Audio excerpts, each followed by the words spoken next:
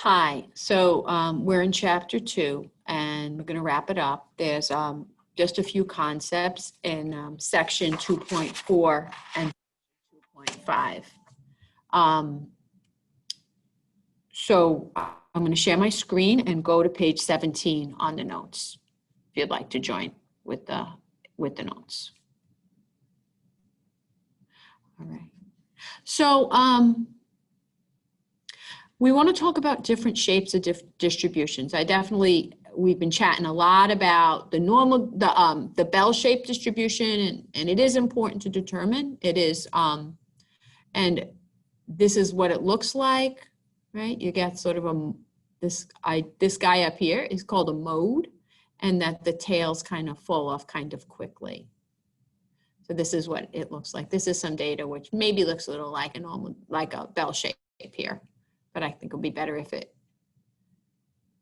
had a little bit more tail going to it. Here we have what we call a uniform distribution, where it's about the same, it's flat, and it's about the same number of observations in each of those classes. So even if it wasn't exactly, if it were just little variations here, you might still identify this as as close to a bell-shaped distribution.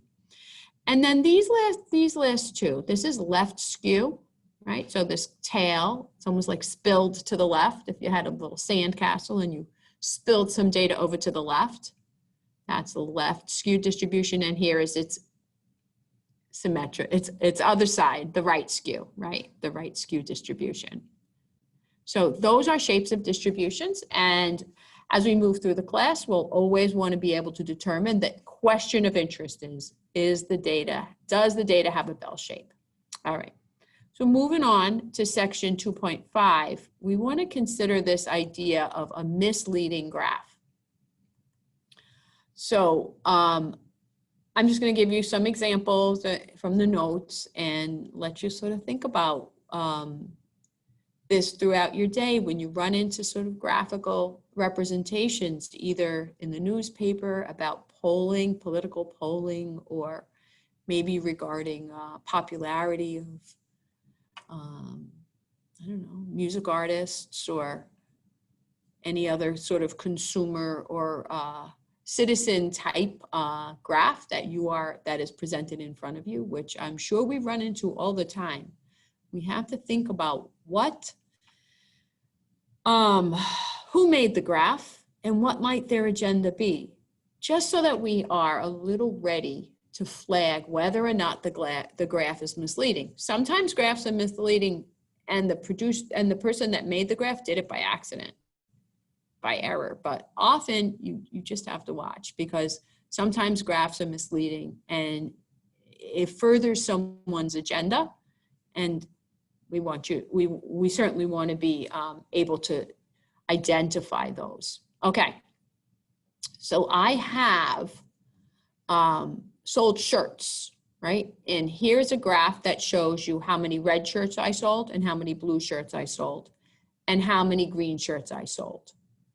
Now it's clear that I sold more red shirts than green shirts, but I'm not sure how much more, because I don't know if the bottom of the shirt picture is the 0 or the top of the shirt picture is the 0.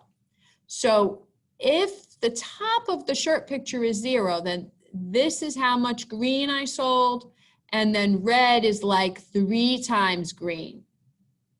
But if the bottom of the shirt is the 0, then here's how much green I sold, and red is maybe twice, maybe not quite, that of green.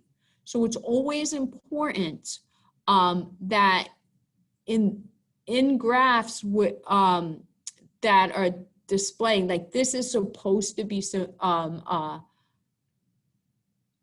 bar chart, right? So it's supposed to be representing the number of shirts that were sold. It's always important to identify a 0. So draw a horizontal axis and put a 0 there. Then it's clear whether red is twice green or red is 3 times green. Okay, so a very common way for a graph to be not quite as clear as it could be, or even cross the line to misleading. So let's go look at the next graph here. I'm going to make this a little bigger. Okay. And here are two graphs.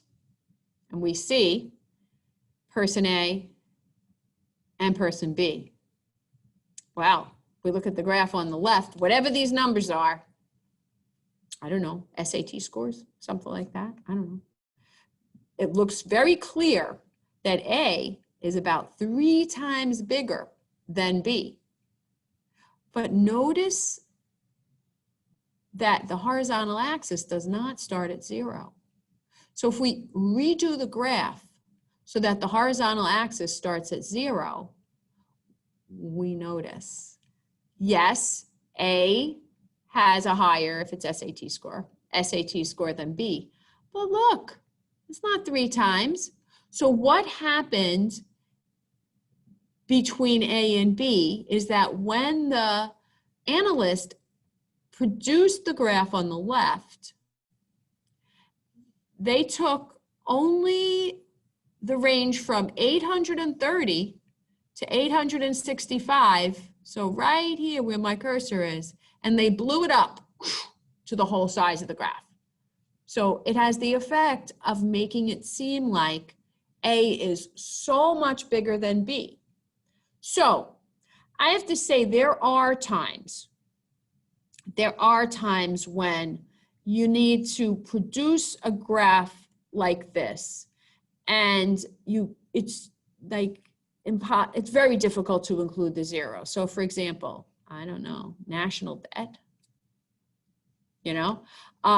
but there is a technique that we can use to imply to the reader that the axis did not start at 0. And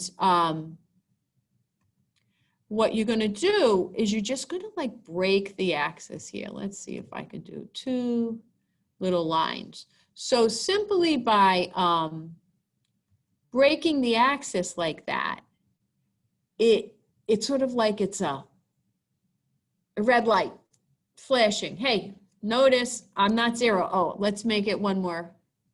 So you break the axis, and then you put the 0 down here. Okay, so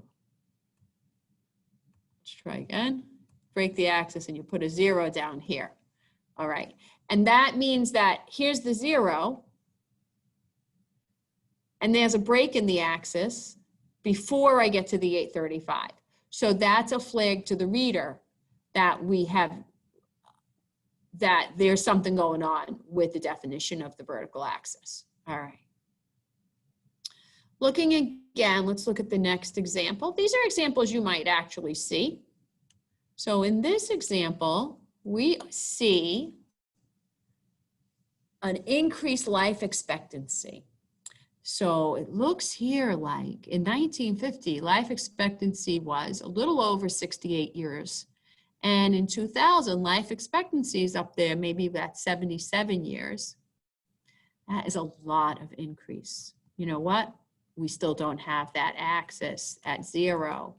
If we were to build the graph with an axis at 0, the vertical axis starting at 0, we would see that, yes, we are having increased life expectancy, but it's not like as extreme as the first graph indicated. Okay, so that's again an error or a situation where the vertical axis did not include a 0, and there was no indicator, broken axis indicator. All right, so I'm going to scoot down here to misleading pie graphs. So we see this pie graph here. Notice what the side panel tells us, that there's 25% blue, 25% red, 25% yellow, and 25% aqua. Notice that's not what the picture tells you. So you have to be careful when you look at pictures, all right? This is an error. I'll show you something a little more subtle. This is not even an error, and this is easy to pull off in Excel. So what happens is you take the pie chart and you tilt it, and when you tilt it, these two are equivalent, but because of the tilt and the fact that the item C is pulled out, it looks so much bigger than 5%. So this one you will find often in newspapers and magazines. So we have to be careful when a pie chart is tilted, and really you have to do a transformation in your own mind of it's the angles here that give you information, not the visual area, not how much green is there, but you have to look at sort of the angle, that central angle. So this is a little easier for us to look at without having sort of be, misled. Okay, and there's, I think, one more kind of graph I want to bring up. And